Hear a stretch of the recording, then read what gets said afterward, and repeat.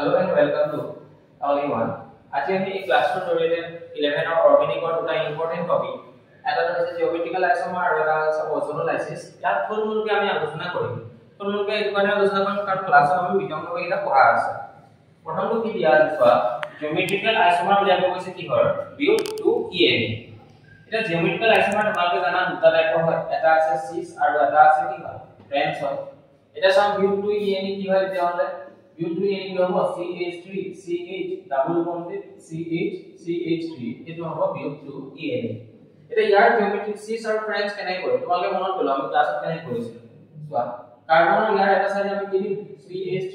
এটা সাইডে H মাজত ডাবল বন্ড C এটো সাইডে H আছে এটো সাইডে CH3 দিছো এটা ইয়াক কম আমি সিস বলি কিয় আমি সিস বুলি কম কাৰণ ইয়াত কি হৈছে চোৱা ইয়াত দুটা গ্ৰুপ CH3 আৰু CH3 দুটা গ্ৰুপ কি আছে সেম সাইডে পৰি আছে সেম সাইডে আছে এটো কাৰণে ইয়াক কোৱা সিস বুলি কিন্তু যদি ইয়াৰ আমি জিওমেট্ৰিকেল আইসোমাৰ নহয় ইয়াৰ যদি আমি ট্ৰেন্স আঁকো তেতিয়াহলে আমি কেনেকৈ আঁকিম ইয়াত এই CH3 টো ৰোটেট কৰিম দ্যাট ইজ এই CH3 আলে এটো এভেইলেবল এটো H ইয়াত এটো H ইয়াত হ'ল তো সমান কি হ'ল তেতিয়াহলে এটো ৰোটেট হ'ল দেখা পাইছা দুটা সাইড কি হৈছে অপোজিট হৈছে ইয়াক আমি কি বুলি কম ট্ৰেন্স আইসোমাৰ বুলি কম এটা এক্সাম্পল কোৱেশ্চন কৰিব পাৰে যে তুমি যে ড্ৰ কৰিলা সিস আৰু ট্ৰেন্স তাৰ মাজত কোনটো পোলাৰ হয় আৰু কোনটো নন পোলাৰ হয় সো কেনেকৈ উলিয়াম polar non polar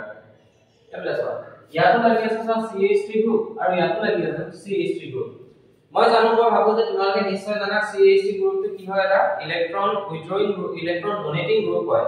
that means কি কৰিব ই এফালে ইলেক্ট্ৰন ডোনেট কৰিব আৰু ই এফালে ইলেক্ট্ৰন ডোনেট কৰিব আৰু দুটাৰ ৰিজাল্টেন্টটো কি হ'ব ইয়াত ৰিজাল্টেন্টটো হ'ব μ 0 কেনেকৈ ৰিজাল্টেন্ট 0 হয় আমি চেপ্টাৰ 4 ত আমি পঢ়ি আহিছিলো ডাইমৰৰ কথা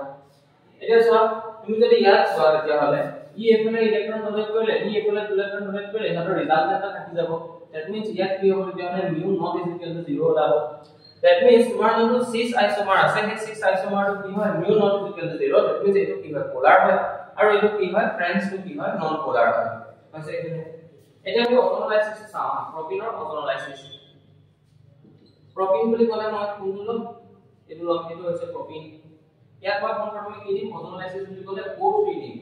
O3 নে কি হয় চোৱা এই বন্ধন ভাঙি যায় আৰু অক্সিজেন এটা বিশেষ ধৰণৰ ঘৰ বনায় কেনেকুৱা ধৰণৰ ঘৰ চোৱা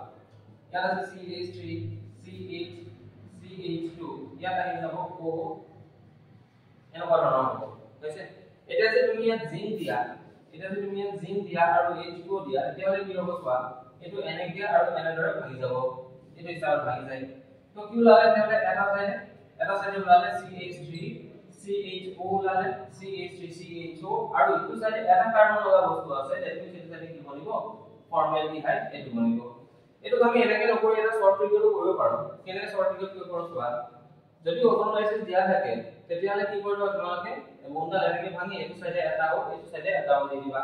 তেতিয়াহলে এই কি ওলাব CH3 CHO ওলালে আৰু এফালে কি ওলালে HCHO ওলালে এটো হৈছে অজনোলাইসিসৰ প্ৰডাক্ট থ্যাংক ইউ